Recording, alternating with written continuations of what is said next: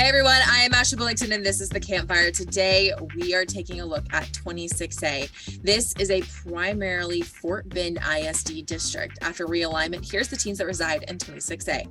Austin, Bush, Clements, Dulles, Elkins, Hightower, Ridgepoint, Travis, and George Ranch. Ridgepoint has won 2 straight district titles and 14 straight district games. That is in jeopardy as a 5A power Hightower moves into the district. Let's analyze these teams in our film session.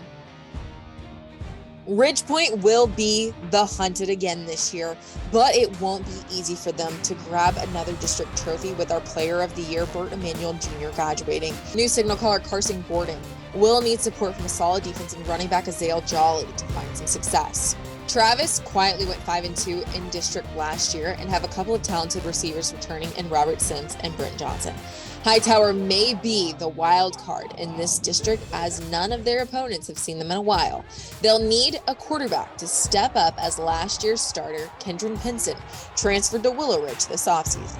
However, they do have some offensive players to watch out for in running back Jeremy Payne and receiver Zion Kearney.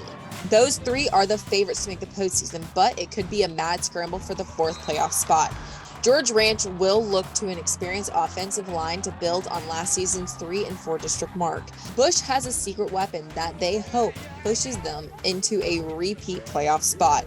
The coach's son, Alan Aldridge Jr., was an all-district blocking back last year, but this year he should get most of the groundwork for the Broncos. Clements was a playoff team last year and returns 8 starters in the offense, including quarterback Gunnar Chenier. Over at Elkins, the Knights need to build on a 2-win district season, and they will count on athlete Isaiah Smith to help them do just that. Dulles will continue with their wing T offense to try and confuse defenses, while Austin went winless last season and will fight for a couple of district wins. A lot of teams looking to knock Ridgepoint off their perch. We'll see how the season plays out. Now let's dig even deeper into 26A with Houston Chronicle reporter John Portman and producer Ward Fasold and our district breakdown. All right, it's district breakdown time. I'm joined by our Houston Chronicle insider, John Portman, who is on location. We always love to send him on location, especially when it's on his dime.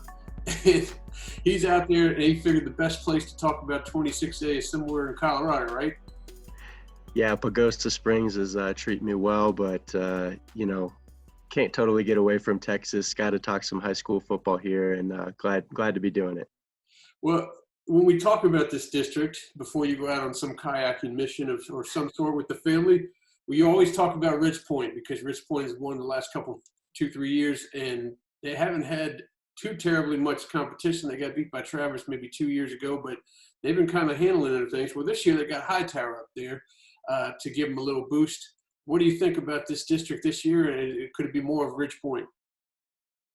Yeah, it's definitely going to be interesting with the number of teams that are in this district. Of course, non-district play is extremely limited, so they're not going to have much time to really get ready for the gauntlet that is this 26A schedule. As you mentioned, Ridgepoint has kind of been the class of the district over the past couple of seasons, and really since their program came around, they've had a lot of great success. And obviously last year they were pretty dominant. But yeah, Hightower is definitely the interesting factor when it comes to, how this district is going to shake out, how these standings are going to shake out, because as we know, Hightower has had a lot of great success, at the 5A level, and now with them moving up, I believe that they have the numbers and the athletes to be able to compete at the high level at 6A as well. So it's going to be interesting to see how they fit in and if they can give Ridgepoint for their money. And then also, we'll see about the rest of these teams, if anybody can, challenge the Panthers for the district crown. But we're really looking forward to this one because I think there's going to be a lot of intriguing matchups, not just at the top of the district, but, when you're looking at the middle of the standings and teams fighting for playoff spots, I think that there's going to be some really good matchups. You enjoy the rest of your vacation. We're going to go to 21-6A next week and talk about the defending state champions at North Shore who keep picking up some new players, getting even better. So we'll see how that goes next week. Sounds good. The guys had much more to say on this district, and you can catch the entire district breakdown this Wednesday on our social media platforms. We've heard about the teams. Now let's take a look at some of the athletes to watch out for and our players on the rise. One of the best defensive players in this district is Ridgepoint's DK Kalu.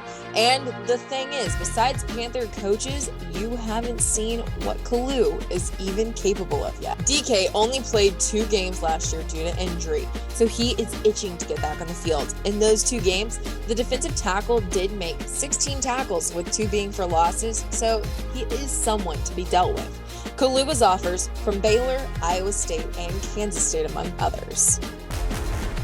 Also on the Ridgepoint defense is safety Taylor Davis. He was a first-team All-District player as a junior. Davis recorded 87 tackles and 4 interceptions for the Panthers, and took 2 of those back for touchdowns. Opponents are well aware of Taylor, as he was newcomer of the year as a sophomore. Look for Davis to cause more havoc in 2022 before heading to Kansas to play college ball. One of the best offensive players in the district is Hightower running back Jeremy Payne. He's just a junior, but as a sophomore, Payne ran for 1,400 yards and 10 touchdowns for the Hurricanes. He also brought a kickoff back 90 yards for a score as well. With a new quarterback behind center for Hightower, look for Jeremy to bring the pain out of the backfield. Also out of Ridgepoint, look for running back Azell Jolly to have a major impact on the Panther offense. During his junior year, Jolly ran for 864 yards and 12 touchdowns, but he should carry more of the load as a senior. Jolly is a big back with speed and exceptional vision. Azell has offers from Colorado, Houston, and Baylor, among others. Or we've still got a chance to catch up with a coach in this district, talk about their team in our Media Day segment. All right, it is Media Day. We are talking 26A with Hightower head coach Cornelius Anthony. Coach, you guys are jumping up from 5A to 6A. You had a pretty successful year last year. I mean, I know it's not successful until you win state, right, in your mind, but 11-3, and you smacked around Manville a couple times. Talk about how you look at this new district and this new classification, and what challenges may be in front of your Hurricanes. Well, I just feel like the challenges we have is, even though we were moved up to 6A, we don't have 6A numbers by any means. And so, we're going to be facing schools with, hundreds of more kids than we have. But so that's, for me, that's kind of a challenging, a challenge that you think of initially. But I have a lot of faith in our program, our culture, the way we do things, our coaches, and most importantly, in our kids. And I know that, one of the things that I've come to learn about these kids is that they are extremely competitive. They are some warriors. And so I know that they are willing to step up to the challenge.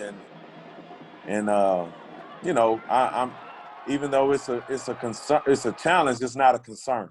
You understand what I'm saying? If that makes sense. Even though the challenge may be, hey, we might have 300 or 400 less kids than pretty much every school in our district, other than maybe like in Austin or something like that.